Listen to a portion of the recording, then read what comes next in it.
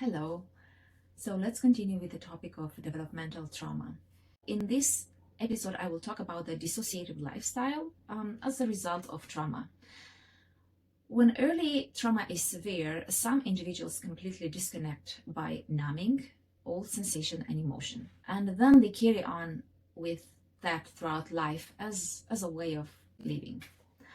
Disconnections from the bodily self, emotions, and other people is traditionally called dissociation. By dissociating, that is, by keeping threat from overwhelming consciousness, a traumatized individual can continue to basically function. Adults with early trauma have turned away from their body and retreated into their mind, or live primarily in the energetic or spiritual realms. And I've mentioned that in the previous video when I talked about the 5 survival styles. When individuals are dissociated, they have little or no awareness that they are dissociated.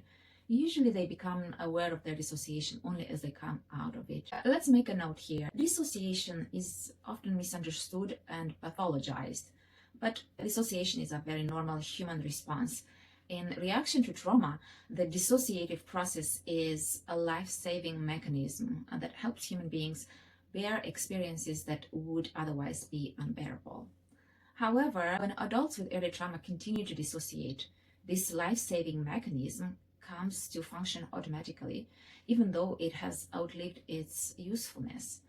So dissociated individuals would retreat to certain patterns of living that minimize relating to other human beings.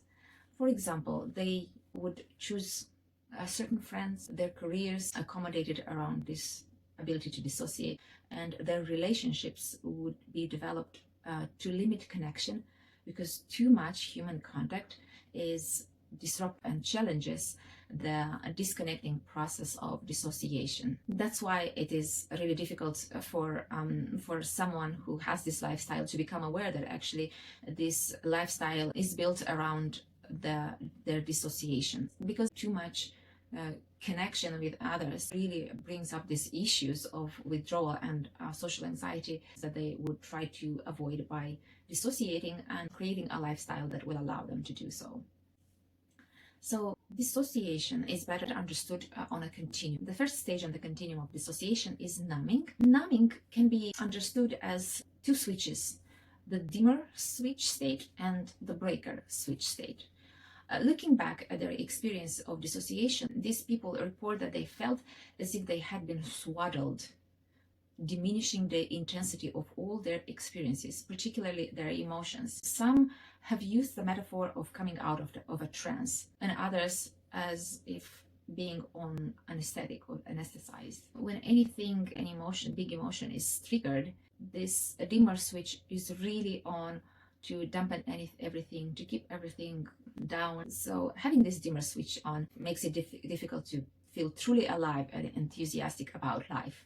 The second in the numbing experience is the breaker switch state, which is commonly called as a shock, and it occurs when all the emotions and sensations are off, basically feeling nothing. And this occurs especially with the connection survival style. So if you go to the previous video and listen to the actual thoughts and real feelings and beliefs behind this survival style, it will help gain a lot of insight into what is actually happening to the person that has switched off.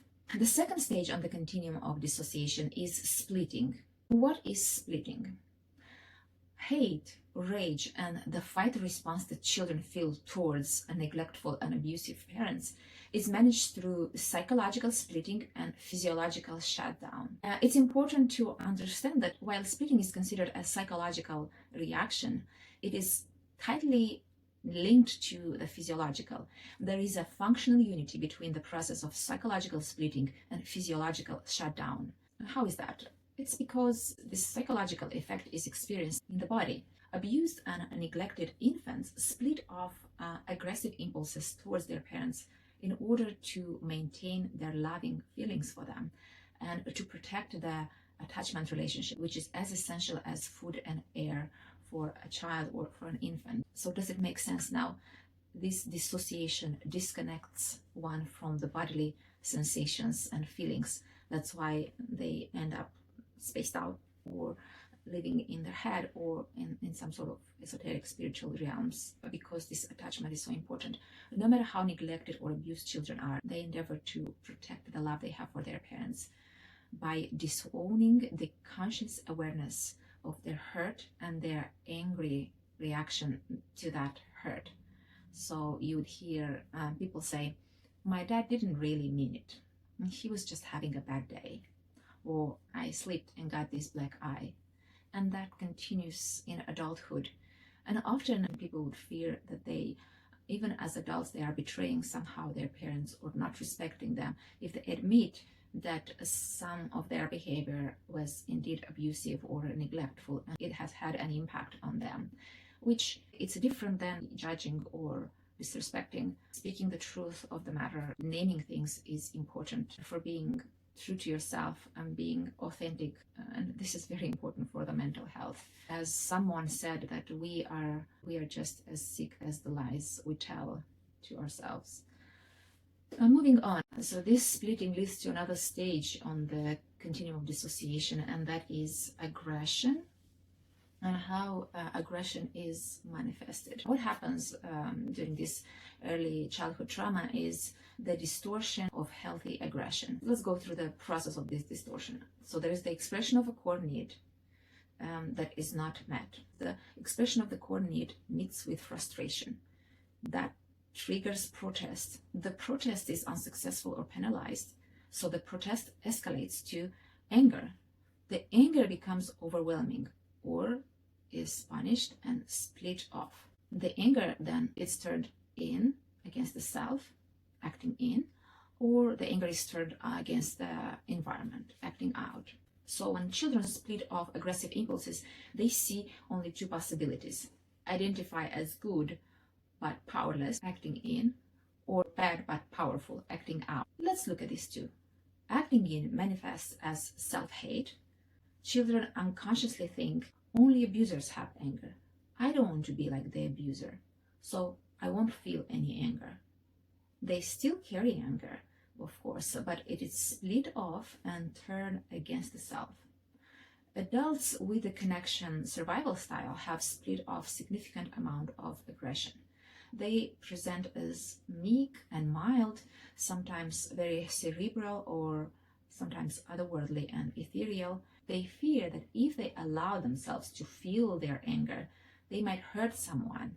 Remember, being angry is associated with being an abuser. And they don't know that they are angry except towards themselves, often to the point of self-hatred. Integrating their split-off aggression, learning neither to act it in nor to act it out, transforming it into healthy aggression, is key to reconnection with the bodily self and the world, and to increasing aliveness and to coming out of dissociation. The acting out of the split-off aggression is manifested as abusers or perpetrators.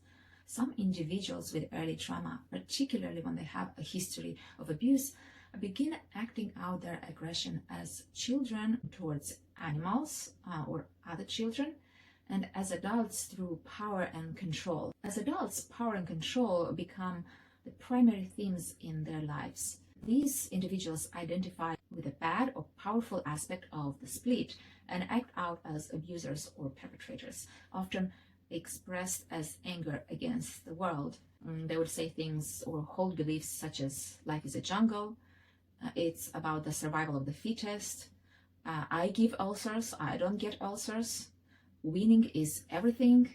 So they adopt this winning strategy, what will serve one best, which definitely has its advantages.